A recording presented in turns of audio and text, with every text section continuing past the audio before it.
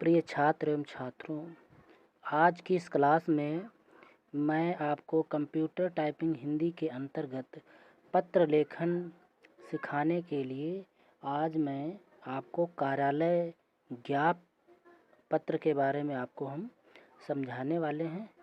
तो आज का जो टॉपिक है वो है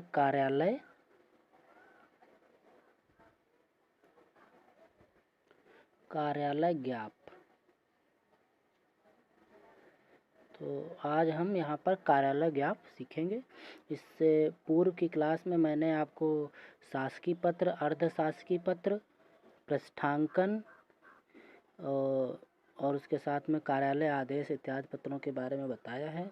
पत्रों की इसी श्रृंखला में आज हम आपको कार्यालय ज्ञाप के बारे में समझाएंगे। तो आज हमारे साथ बने रहिए इस क्लास में और कार्यालय ज्ञाप के महत्व एवं उसके उद्देश्य के बारे में हम सीखते हैं।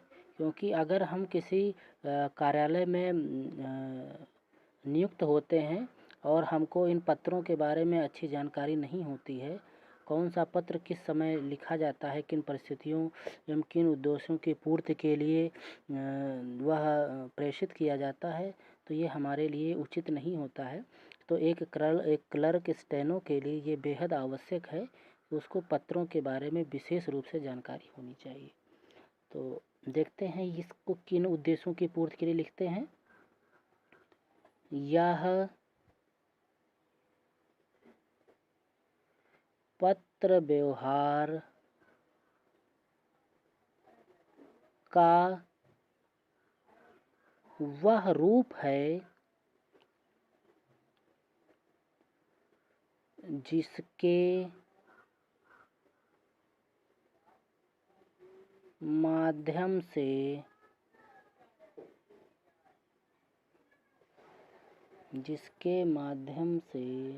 किसी सरकारी कार्यालय में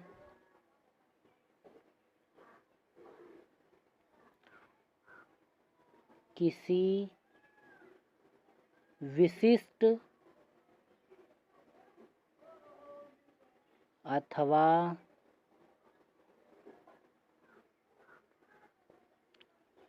सामान्य मामलों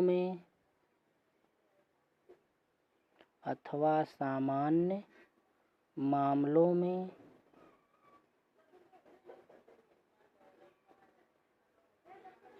अंतर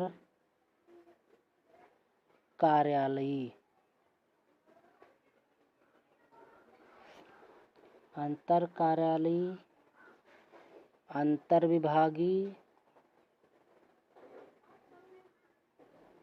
अंतर्विभागीय अथवा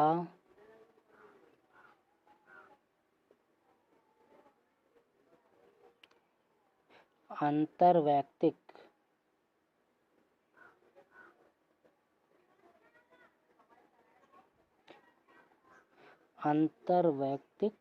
औपचारिक संदेश अथवा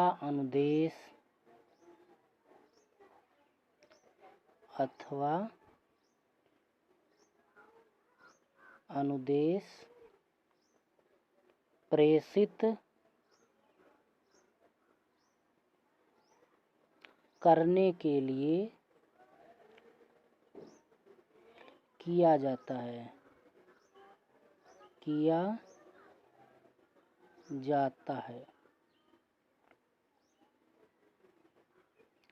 तो यहाँ पर हमने आपको बताने का प्रयास किया कि ये जो कार्यालय ज्ञाप होता है, कार्यालय ज्ञाप का प्रयोग अंतर कार्यालयी होता है। अंतर कार्यालय से अभिप्राय है कार्यालय एक विभाग संस्था के अंदर के कार्यों के निस्तारण के लिए इसका प्रयोग किया जाता है। अंतर विभागीय और इसको एक विभाग से दूसरे विभाग है ना, विभाग के अंदर के कार्यों के निस्तारण के लिए किया जाता है, अथवा अंतर वैयक्तिक भी हम इसको कर सकते हैं, निजी रूप में, व्यक्तिगत रूप में भी, लेकिन औपचारिक संदेशों को भेजने के लिए और अनुदेश को भेजने के लिए ये किया जाता है। जैसे आपका कोई विभाग, जैसे मान लीजिए बोर्ड ऑफ टेक्निकल एजुकेशन है, तो ये है हमारा एक विभाग है, और इस विभाग के अंतर्गत अगर जितने भी संस्थाएं हैं उनको अगर हमें सूचनाएं प्रेषित करनी है तो हम इसके माध्यम से, कार्यालय ज्ञाप के माध्यम से हम सूचनाएं दे सकते हैं। लेकिन ये सूचनाएं, कार्यालय ज्ञाप से जो सूचनाएं दी जाती हैं वो इतनी इम्पोर्टेंट ना हो जितनी कि कार्यालय आदेश के अंतर्गत होती हैं। तो ये आपने यहाँ पर समझने का प्रयास किया कि यह कार्यालय आदेश के उतना इतना महत्वपूर्ण नहीं होता है, इसलिए इसका जो प्रयोग है वो सिर्फ सूचनाओं को प्रेषित करने के लिए किया जाता है, सूचनाओं को प्राप्त करने के लिए इसका प्रयोग किया जाता है। तो ये हमने आपको यहाँ पर समझाने का प्रयोग किया। मुख्य बात बस यही है कि ये अंतर विभागीय होता है, एक विभाग के अंतर्गत होता है, या ऐसा नहीं कि एक विभाग से दूसरे विभाग को नहीं भेजते, एक विभाग से अंतर विभागीय, अंतर कार्यालय इसका प्रयोग किया जाता है। उसके पश्चात में अगला देखते हैं, इसमें ज्ञाप को ज्ञापन भी कहते हैं, इसको हम कहते हैं ऑफिस मेमो, ऑफिस मेमोरेंडम के नाम से जाना जाता है। तो ज्ञाप ऐसे ही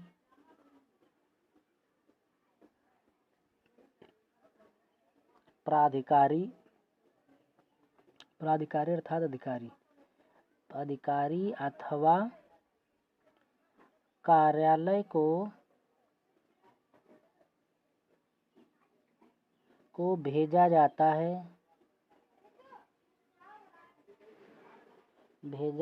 है जो एक ही संस्था के अंग हों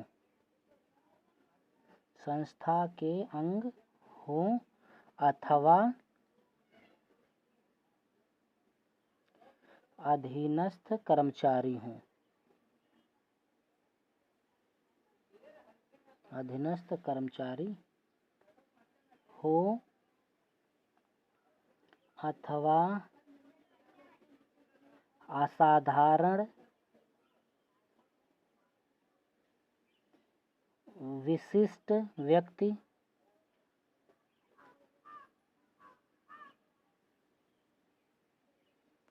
हो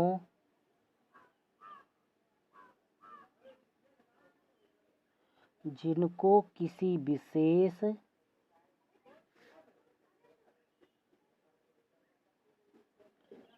विशेष मामले में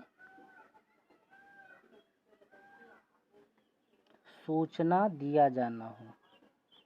तो हम इन परिस्थितियों में भी करते हैं, सूचना दिया जाना हो। तो देख लिया कि ऐसे अधिकारी और कार्यालय को भेजना होता है जो एक ही संस्था का अंग हो, संस्था एक ही होनी चाहिए, एक ही विभाग के अंतर्गत वो अधिकारी कर्मचारी आना चाहिए, तब आप उसको भेज सकते हैं। या फिर कोई विशिष्ट व्यक्ति हो जिसको किसी विशेष मामले के लिए हमें सूचित करना हो, तब हम इसका प्रयोग करते हैं। तो ये इम्पोर्टेंट बात थी, हमने आपको यहाँ पर स्पष्ट कर दी।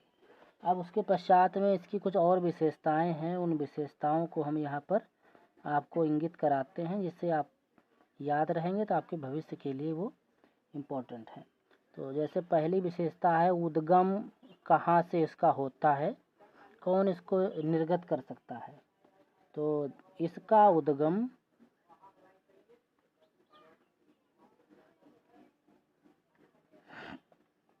सदैव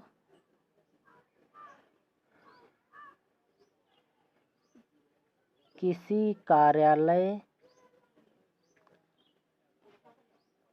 के नियत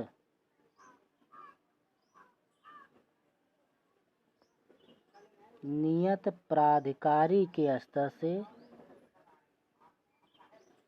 के स्तर से किया जाता है। ठीक है, नियत रहता है, नियत प्राधिकारी होता है। उसके पश्चात में इसका गंतव्य क्या है, गंतव्य और संचालन कैसे इसका होता है।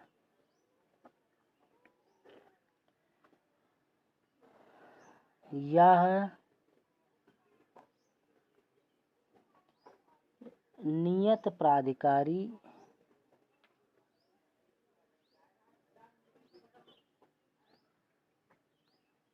के स्तर से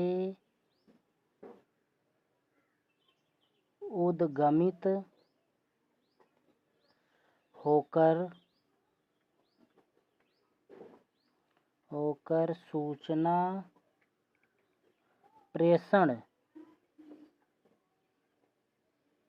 सूचना प्रेषण के गंतव्य तक पहुंचता है। मतलब किसी निश्चित प्राधिकारी के द्वारा ये भेजा जाता है और जहां इसको सूचना भेजनी होती है ये वहां इसका गंतव्य स्थान होता है। यदि प्रत्युत्तर अपेक्षित ना हो तो मात्र सूचनार्थ होने के कारण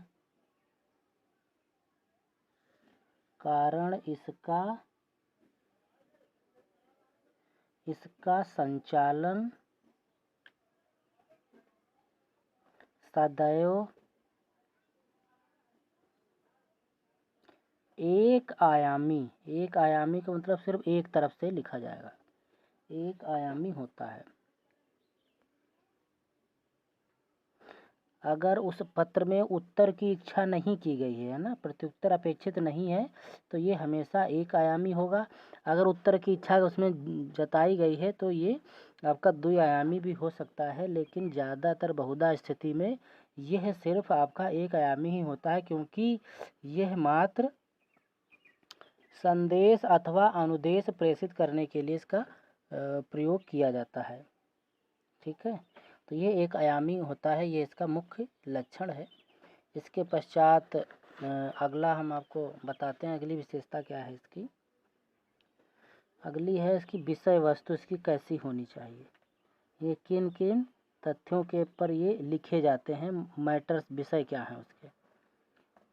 तो इसकी विषय वस्तु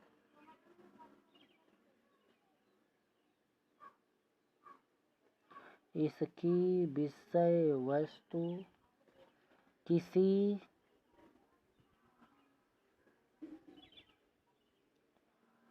शासकीय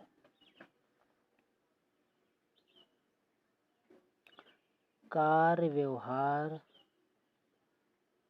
से जुड़ी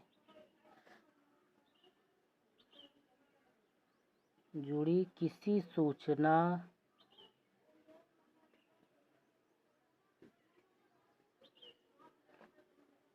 सूचना की होती है। इसमें बताया गया कि विषय वस्तु जो है वो किसी भी शासकीय कार्य व्यवहार से संबंधित हो सकती है और सिर्फ सूचना होती है, ये सूचित करने के लिए, जिससे व्यक्ति या फिर कार्यालय विशेष को अवगत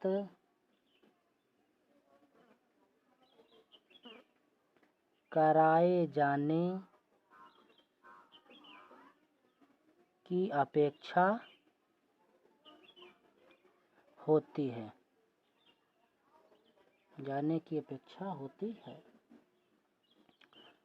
उच्च अधिकारियों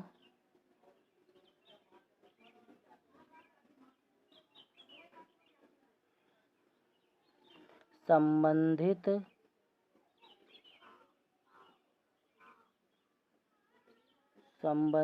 अधिकारियों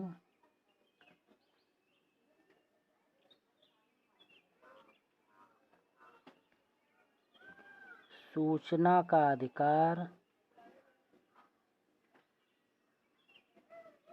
अधिकार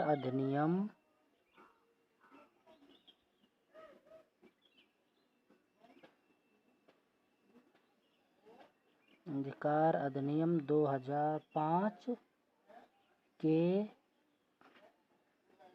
प्रत्यावेदकों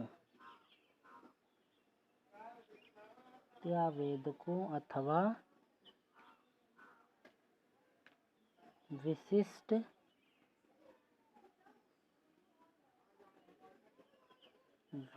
व्यक्तियों को वांछित सूचना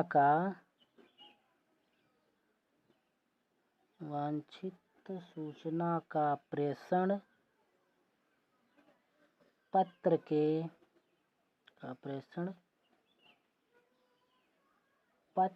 के इसी आलेख में किया जाता है। इसी आलेख में किया जाता है। तो यहाँ पर देखा कि विषय वस्तु इसकी क्या होती है। एक तो ये है कि शासकीय कार्य व्यवहार से संबंधित होना चाहिए।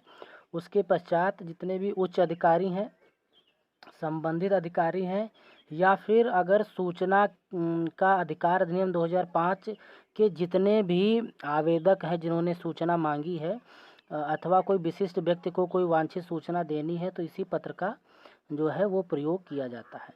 ये विशेष तौर से समझने वाली बात है कि जितने भी सूचना अधिकार अधिनियम के अंतर्गत जो जानकारी मांगी गई है वो आप कार्यालय ज्ञापन के तहत दे सकते हैं। तो अच्छी तरीके से समझ में आया होगा।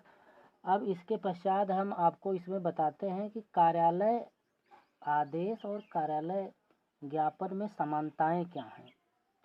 उन समानताओं को हम यहाँ पर आपको बताने का और स्पष्ट करने का प्रयास करते हैं। तो देखते हैं इसमें कार्यालय आदेश और कार्यालय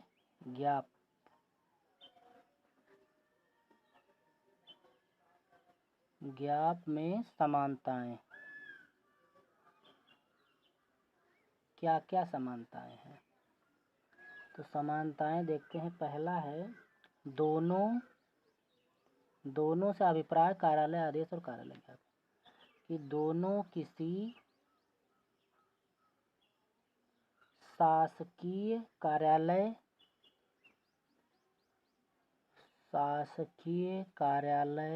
से निर्गत होते हैं। ये समानता है कि ये शासकीय कार्यालय से निर्गत होते हैं। दूसरी समानता है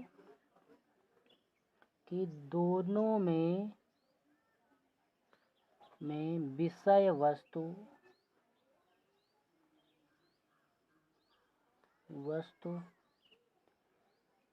शासकीय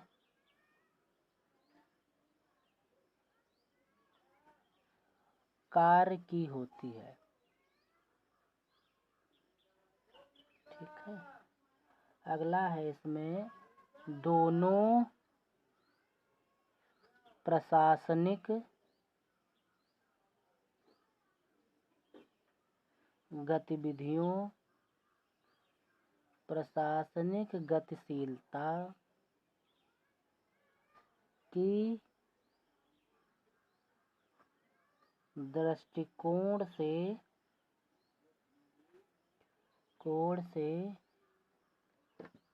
जारी किए जाते हैं।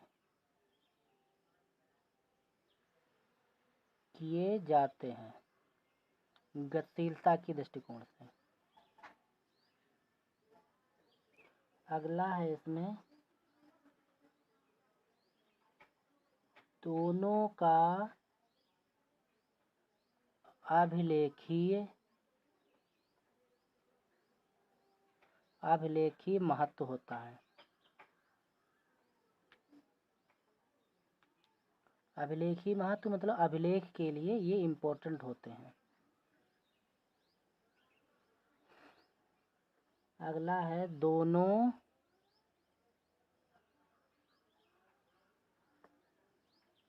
कार्यालयीय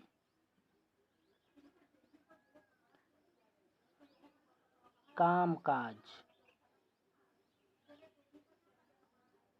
की महत्वपूर्ण रीति हैं। ठीक है, दोनों कार्यालय कामकाज के महत्वपूर्ण रीतियां हैं और इनको अलग अलग महत्व के दृष्टि से इनका प्रयोग किया जाता है। तो ये समानताएं हैं, ये हमने आपको यहाँ पर बताने का प्रयास किया है। अब इसी क्रम में हम आपको इसका जो प्रारूप है वो प्रारूप कैसा होना चाहिए वो हम आपको यहाँ पर समझाने का प्रयास करते हैं कि कार्यालय ज्ञापन का प्रारूप कैसा होना चाहिए। तो हम फॉर्मेट की चर्चा करेंगे और उस फॉर्मेट को हम यहाँ पर समझने का प्रयास करेंगे। तो जो कार्यालय ज्ञाप होता है इसमें सबसे ऊपर कार्यालय या फिर विभाग का नाम है या विभाग का नाम ऊपर लिखा जाता है। उसके पश्चात अगर अनुभाग है तो फिर अनुभाग से अगर जारी हो रहा है कहीं से तो अनुभाग का नाम, कार्यालय का नाम हो सकता है, विभाग से जारी हो तो विभाग का नाम, अनुभाग से है तो अनुभाग का नाम, इस तरीके से। उसके पश्चात फिर इसमें कार्यालय ज्ञाप संख्या,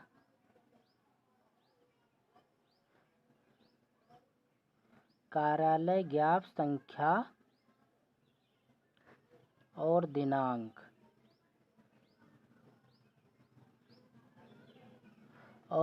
का इसमें प्रयोग किया जाता है। तो सबसे ऊपर जैसे किसी कार्यालय से जारी हो रहा है तो इसे राजकीय पॉलिटेक्निक सहारनपुर है ना, कार्यालय राजकीय पॉलिटेक्निक सहारनपुर। विभाग से अगर जारी हो रहा है तो बोर्ड ऑफ टेक्निकल एजुकेशन है ना, तो प्राविधिक शिक्षा विभाग ये हमने लिख दिया। अनुभाग से है तो अनुभाग 3, अनुभाग 4 वो नाम लिख दिया। फिर ये कार्यालय ज्ञाप संख्या जो हम अपने डिस्पैच रजिस्टर में लिखते हैं वो हम यहाँ पर दर्ज करते हैं और फाइल का नाम और सत्र और आगे किस तारीख में ये जारी हो रहा है ये यहाँ पर इसमें लिखा जाता है। तो ये हमारा जो लेटर का जो पूरा हेड होता है, लेटर हेड, उस टाइप का हम यहाँ पर तैयार करते हैं। और उसके पश्चात मध्य में इसमें लिखा जाता है कार्यालय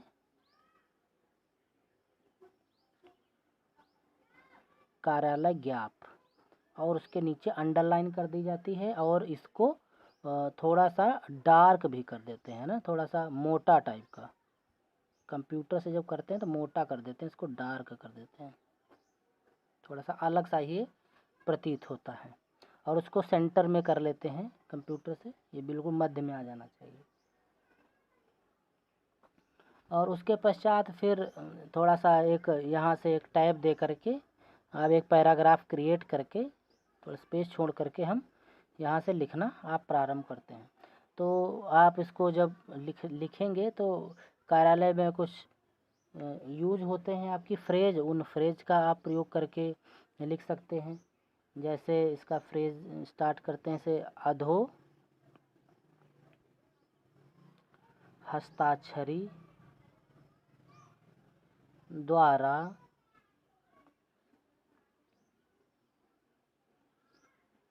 आपके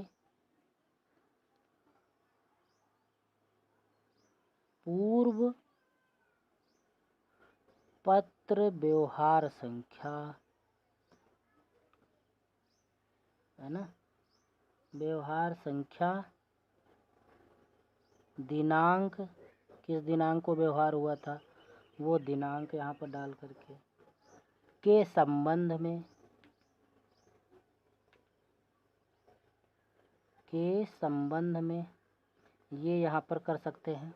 ठीक है, यहाँ से स्टार्ट कर सकते हैं। के संबंध में सूचित करना है कि सूची है, इस प्रकार से हम यहाँ पर लिखते हैं। के संबंध में सूची है कि, फिर जो हमको सूचना देनी है वो हम यहाँ पर 1 पैराग्राफ, 2 पैराग्राफ, 3, 4 पैराग्राफ जैसा हो उसके हिसाब से हम यहाँ पर लिख देते हैं। ठीक है, एक पैराग्राफ दूसरा पैराग्राफ लिखना है तो फिर दूसरा पैराग्राफ भी हम इसमें बना करके लिखते हुए चले जाते हैं।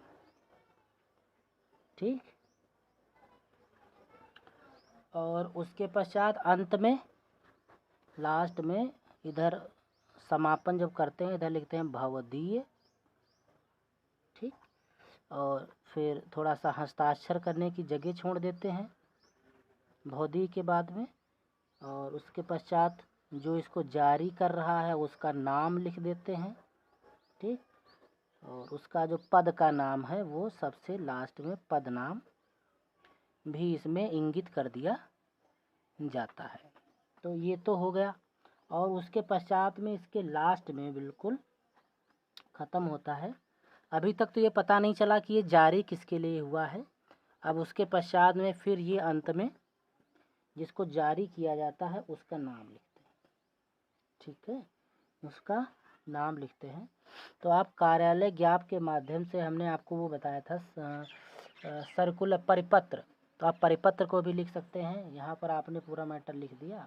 सूचनार्थ तो ये जाते ही सूचना प्रेषित करने के लिए, तो आप यहाँ पर समस्त करके आप लिख सकते हैं। तो जिसको जा रहा है उसका नाम है ना, जिसको आप भेज रहे हैं, अर्थात ये आप कह सकते हैं यहाँ पर प्रेषिती का विवरण दिया जाता है। यहाँ पर प्रेषिती जिसको ये प्राप्त होगा वो, तो उसका नाम लिख देते हैं, श्री कौन से हैं वो आप यहाँ पर, फिर उसके पश्चात में उसका पदनाम अंकित किया जाता है। जो महोदय को आप भेज रहे हैं वो किस कौन से पद पर है। उसके पश्चात में उनके कार्यालय विभाग का पता कि वो कहाँ पर नियुक्त हैं। ठीक है, तो कार्यालय का पता ये यहाँ पर इतना लिखा जाता है। तो ये हमारा प्रेषिती इतना हमारा यहाँ पर बनाया जाता है। ठीक है, इसमें आपने ये देखा होगा कि यहाँ पर संबोधन सूचक जो शब्द हैं वो इसमें नहीं लिखे जाते हैं। ठीक है, तो संबोधन सूचक जैसे सर, सेवा, सर, महोदय लिखते हैं वो हम यहाँ पर नहीं लिखते। महोदय, महोदया का प्रयोग इसमें नहीं किया जाता है। अब इसके पश्चात अगर कहीं प्रतिलिपि है ना, तो प्रतिलिपि के लिए हम फिर इसके बिल्कुल जस्ट लास्ट में हम प्रतिलिपि लिखते हैं। फिर प्रतिलिपि जस्ट उसके हम नीचे लिखते हैं। तो प्रतिलिपि में आप पृष्ठांकन संख्या, पत्र को पृष्ठांकित कर रहे हैं, सूचनार्थ अलग अगर भेज रहे हैं तो आप उसको पृष्ठांकित करते हैं। पृष्ठांकन संख्या और दिनांक इसमें लिखा जाएगा, और उसके जस्ट नीचे फिर प्रतिलिपि लिखी जाएगी। ठीक है, प्रतिलिपि हमने आपको बताया था कि किस प्रकार से लिखते हैं।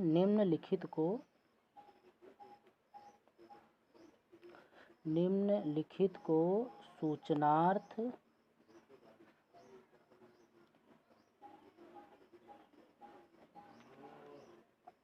अवलोकनार्थ,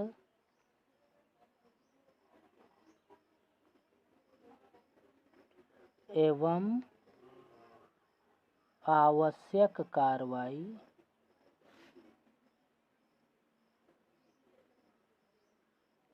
हेतु प्रेषित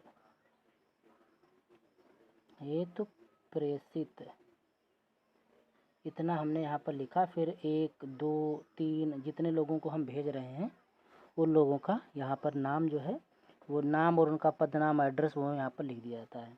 और अंत में फिर यहाँ पर जो भेज रहा है उसका नाम, प्रेषक का नाम, पदनाम, पदनाम ये अंकित कर दिया जाता है। यहाँ पर बौद्धि ये कुछ नहीं लिखा जाता है, ठीक है।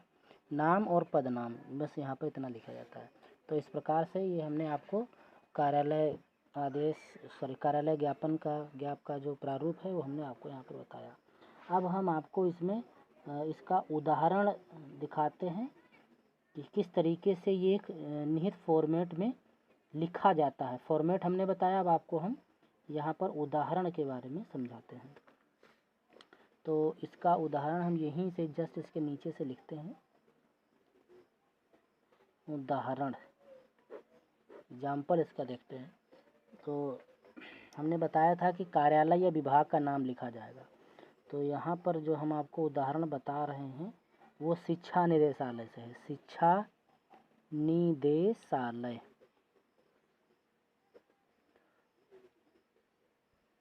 उत्तर प्रदेश, शिक्षा निदेशालय उत्तर प्रदेश, ये हमने लिख दिया। और ये स्थापना अनुभाग से आ रहा है, स्थापना अनुभाग 1, ठीक है। स्थापना अनुभाग 1 है, यहाँ से जारी हुआ है। अब इसकी जो संख्या है वो संख्या को हम यहाँ पर लिखते हैं, यही हमने आपको फॉर्मेट में बताया था। तो 32/1/2019-20। फिर उसके पश्चात दिनांक जैसे सपोज करो 10 फरवरी, ठीक है, 2019। और अगर आप जारी स्थान के बारे में भी देना चाहते हैं कि कहाँ से जारी हुआ, तो आप यहाँ लिख सकते हैं कि ये कहाँ से जारी हुआ,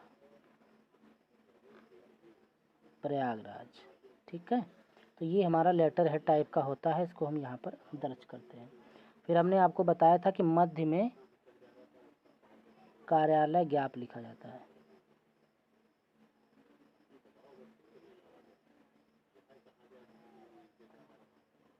ठीक है। और इसके नीचे अंडरलाइन और इसको थोड़ा डार्क कर देंगे और उसके पश्चात फिर लिखना प्रारंभ करते हैं। तो हमने बताया प्रारंभ से थोड़ा सा गैप छोड़ देंगे, पैराग्राफ टाइप का।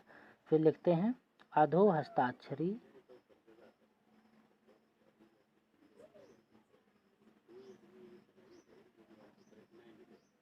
हस्ताक्षरी को श्री मुकेश भट्ट निवासी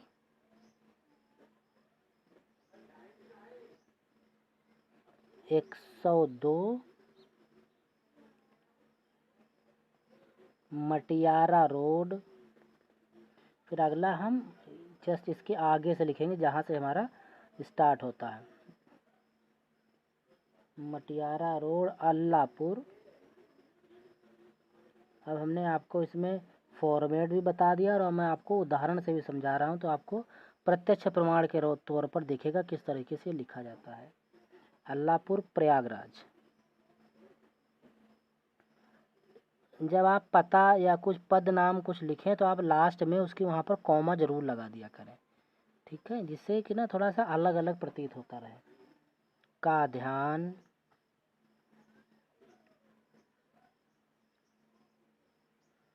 उनके प्रार्थना पत्र दिनांक 15 जनवरी 2019 की ओर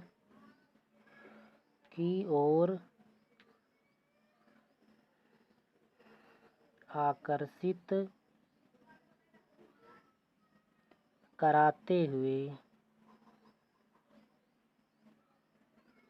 वे सूच्य है, सूच्य का मतलब सूचित है, सूच्य है कि चूँकि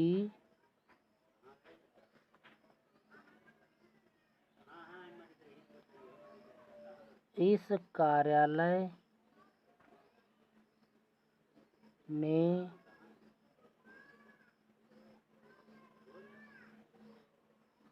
कंप्यूटर सहायक के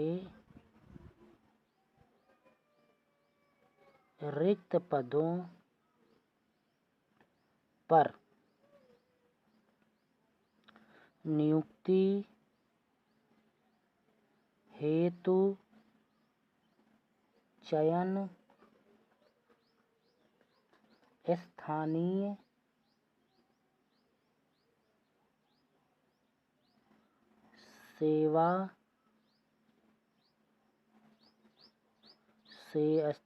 सेवायोजक कार्यालय के स्तर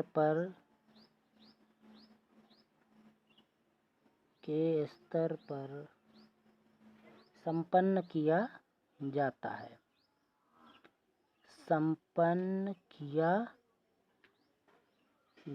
है। ठीक है। इस संबंध में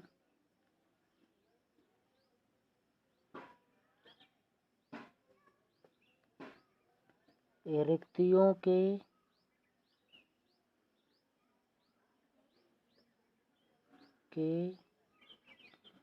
सापेक्षिक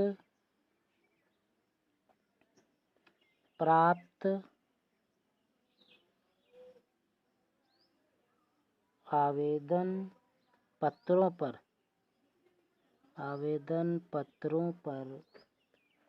विभागीय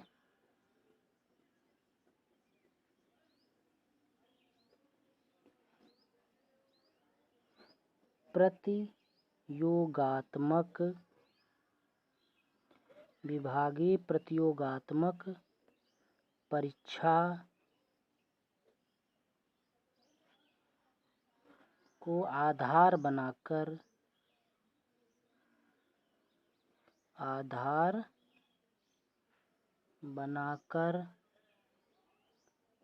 भर्ती प्रक्रिया संपन्न कराई जाती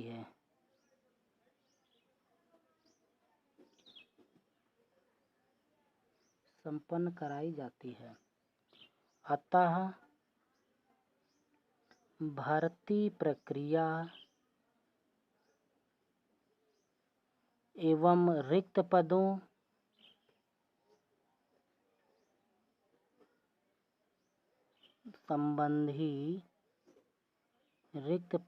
संबंधी अद्यतन जानकारी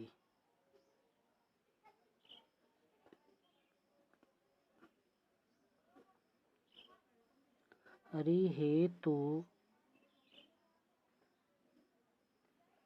कृपया स्थानीय सेवायोजक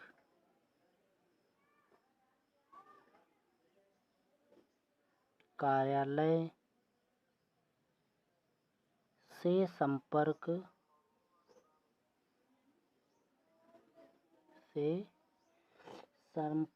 करने का कष्ट करें।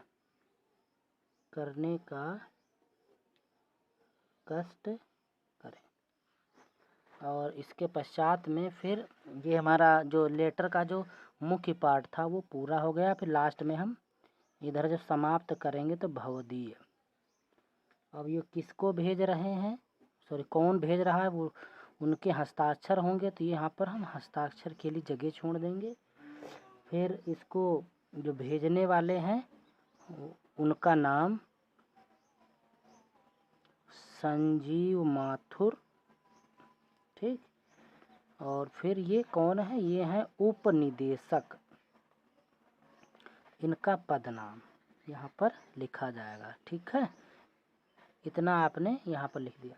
अब हमने आपको बताया था इसके तत्पश्चात में आप इसके नीचे लेफ्ट साइड में आप लिखेंगे ये जिनको जाना है, ठीक है, उनका पूरा प्रेषती का पूरा पता। तो जिसको भेजना है उनका नाम श्री मुकेश भट्ट,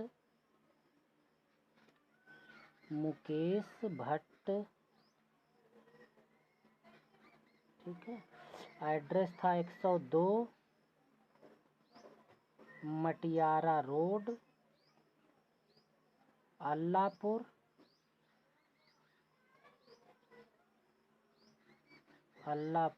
प्रयागराज, ठीक है। पिन कोड पता है तो आप पिन कोड भी आगे लिख दो 211005। ये पूरा पता हो गया। अब इसी पते, इसी एड्रेस पर इनको ये पत्र भेज दिया जाएगा। उसके पश्चात में प्रतिलिपि अगर है आपके पास में तो आप प्रतिलिपि भी यहाँ पर लिख सकते हैं इसके नीचे। नहीं तो आपका प्रतिलिपि नहीं किसी को भेजना है, सिर्फ सूचित करना है, तो आपके लिए ये जो पूरा पत्र का जो फॉर्मेट हमने बताया यहाँ से लेकर के इस पेज पर, ये आपका पूरा आपका ये कार्यालय ज्ञाप तैयार हुआ। तो यहाँ पर हमने ये देखा कि इसमें सिर्फ जो ये पत्र भेजा गया है ये सिर्फ और सिर्फ सूचनार्थ भेजा गया है, किसी उत्तर की आशा से भी नहीं भेजा गया है।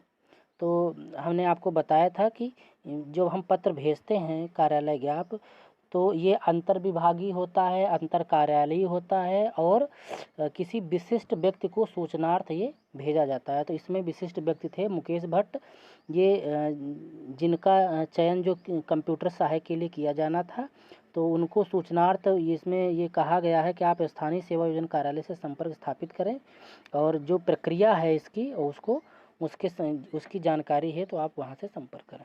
तो सिर्फ सूचनार्थ वहाँ पर भेजा गया है, तो सूचनार्थ के लिए हम यहाँ पर कार्यालय ज्ञाप का प्रयोग किया गया है। तो आशा करते हैं कि कंप्यूटर की इस श्रृंखला में आपको कार्यालय ज्ञाप संबंधी पत्र के फॉर्मेट के बारे में और इसको किन परिस्थितियों में लिखते हैं आपको समझ में आया होगा। तो इसी के साथ हम इस टॉपिक को यहीं पर हम वाइंड अप करते हैं और कल आपसे हम एक नए पत्र के साथ में उपस्थित होते हैं और आपको समझाने का प्रयास करते हैं।